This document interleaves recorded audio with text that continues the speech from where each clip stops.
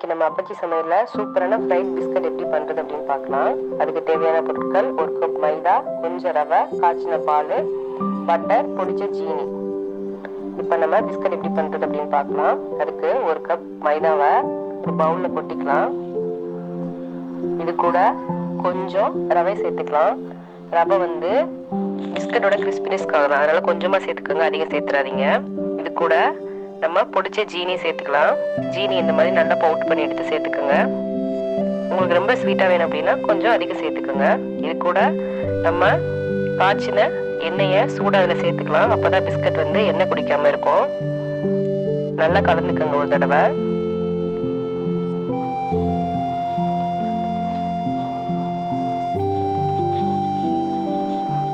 இந்த மாதிரி கலந்துட்டு கொஞ்சம் பட்டர் சேர்த்துட்டு மறுபடியும் நல்லா கலந்துக்கலாம். இந்த மாதிரி கையில பிடிக்கிற மாதிரி இருக்கணும் மாவு. இது கூட இப்ப நம்ம 1 கப் பால் காய்ச்சி ஆற வச்சதை இது கூட சேர்த்துக்கலாம். நல்லா பிணைஞ்சுக்குங்க.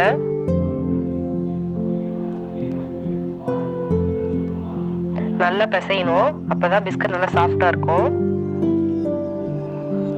இந்த மாதிரி நல்லா பிசைஞ்சு வச்சுக்கோங்க மாவை.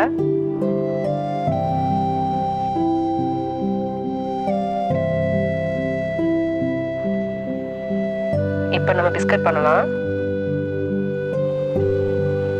அதுக்கு இந்த மாதிரி ஃபர்ஸ்ட் பிஸ்கட்டோட ஷேப் ரெடி பண்ணிக்கலாம்.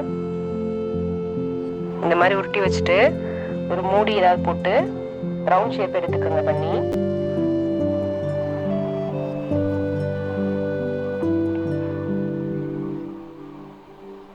இந்த மாதிரி ரவுண்ட் ஷேப் வந்ததுக்கு அப்புறம் இதுக்கு மேல உங்களுக்கு என்ன மாதிரி டிசைன் வேணும் பண்ணிக்கோங்க.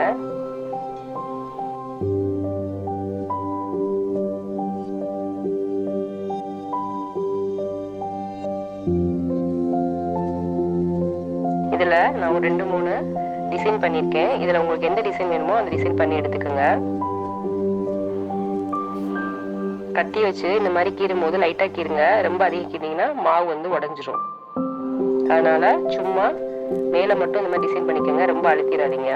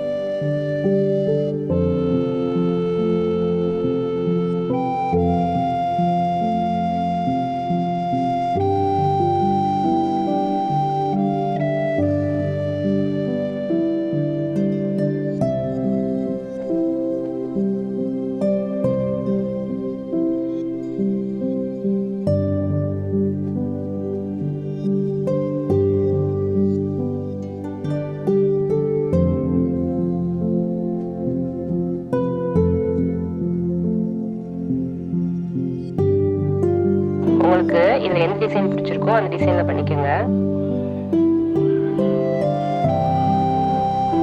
இப்ப நம்ம பிஸ்கட்டை பொரிச்சு எடுத்துடலாம். அதுக்கு ஒரு வானலியில கொஞ்சம் அதிக எண்ணெய் விட்டு பிஸ்கட் பொரியிற அளவுக்கு எண்ணெய் விட்டுக்கோங்க.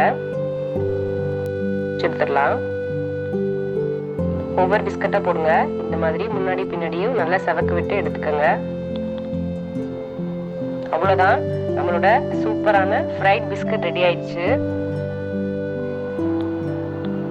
இது ரொம்ப வித்தியாசமான சுவையில ரொம்ப நல்லா டேஸ்டா இருக்கும். ஈவினிங் ஸ்நாக்ஸ்க்கு இந்த மாதிரி குழந்தைங்களுக்கு செஞ்சு கொடுத்து பாருங்க, ரொம்பவே நல்லா இருக்கும்.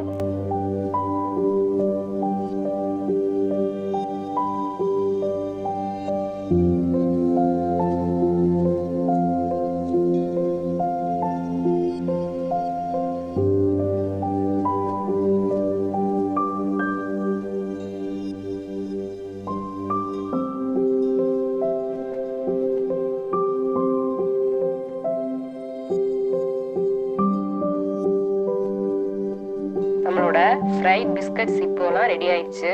உங்களுக்கு எந்த டிசைன் பிடிக்குமோ அந்த மாதிரி டிசைன்ல இந்த மாதிரி பொரிச்சு எடுத்துக்கோங்க. உங்களுக்கு இந்த ரெசிபி பிடிச்சிருந்துச்சு அப்படின்னா கமெண்ட்ஸ்ல சொல்லுங்க. உங்களுக்கு எங்க சேனல் பிடிச்சிருந்துச்சு அப்படின்னா சப்ஸ்கிரைப் பண்ணுங்க, மறக்காம பெல் ஐக்கானை பிரஸ் பண்ணுங்க, லைக் பட்டனை பிரஸ் பண்ணுங்க. தேங்க்யூ.